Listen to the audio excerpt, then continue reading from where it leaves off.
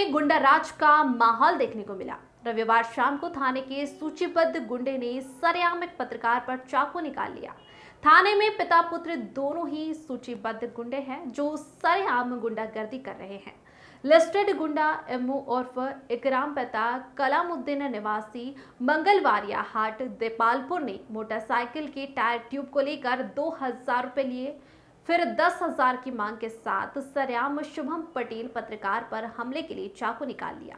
शुभम जान बचाकर थाने पहुंचा। रास्ते में इकराम और इसके परिवार ने शुभम को डराया धमकाया। साथियों ने कहा कि हम लोग दारू सट्टा जुआ सब चलाते हैं और हमारा रोज का काम है आने जाने का। रिपोर्ट डालोगे तो उसके पहले तुम्हें और तुम्हारे दोस्तों को भी जान से मार देंगे। शुभम ने हिम्मत रखी और अपनी आप बीती पुलिस को बताई। पुलिस ने आईपीसी के तहत केस दर्ज किया है। बता दें कि इमो इकराम ने सरकारी भूमि पर अवैध रूप से घर बना रखा है और अवैध गुमटी रखी हुई है। पूर्व में प्रशासन ने अतिक्रमण हटाया था, फिर भी यहां गुंडे बदमाशों ने अतिक्रमण कर लिया है।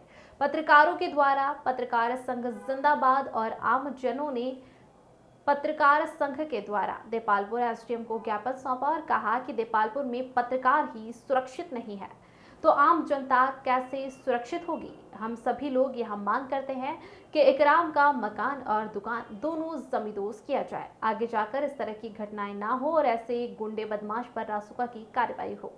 निर्मल पैरोलिया की रिपोर्ट।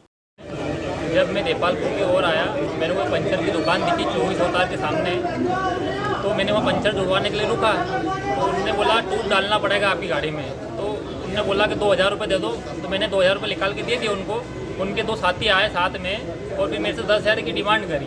और फिर उसके बाद उन्होंने मेरे साथ चाकू से वार करने की कोशिश करी। तो मेरी जान बचा के वहाँ से मैं भागा और थाने पे जाके कंप्लेंट करी। हमारे एक पत्रकार साथी को जो उसके घर से आ रहा था, बाइक पंचर हो गई थी। एक पंचर की दुकान पर जब वो पंचर जुड़ाने जाता है तो वो दुकानदार 2000 रुपये लेकर ट्यूब बदलने की बात करता है। उसी दौरान उसके 2-4 साथी आकर चाकू दिखाकर उससे 10,000 की मांग करते हैं और वो नहीं मानता, पैसे देने का मना करता है। तो उसके बाद हाथापाई की जाती है, तब वो अपनी जान भगाकर वहाँ से भाग जाता है। इसी माध्यम से इन्होंने अपनी रिपोर्ट थाने पर लिखवाई थी।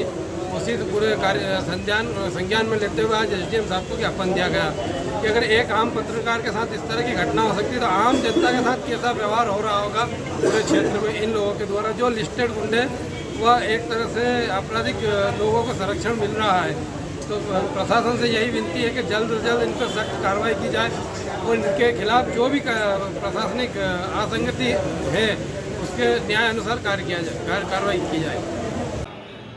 हाँ, जैसा कि मुझे मालूम है, आज पत्रकार संघ के द्वारा ज्ञापन दिया गया है तहसील में आकर।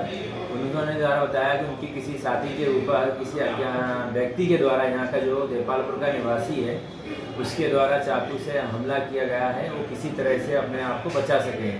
इसके संबंध में पत्रकार संघ के द्वारा आह्वान किया गया कि उनके द्वारा जो भी अतिक्रमण किया हुआ हो शासकीय भूमि पर या जो वैधानिक कार्रवाई है वो विधिवत की जाए। इस संबंध में हम थाने को भी पत्र लिखकर जानकारी प्राप्त करेंगे कि अगर पूर्व से उसके विरुद्ध अपराध पंजीबद्ध हैं तो उसके विरुद्ध हम गुंडा एक्ट या अन्य कार्रवाइयों में भी उसका कार्रवाई करवाएंगे। हाँ, तो इस संबंध में हम थाना प्रभारी देपालपुर से जानकारी प्राप्त कर लेंगे।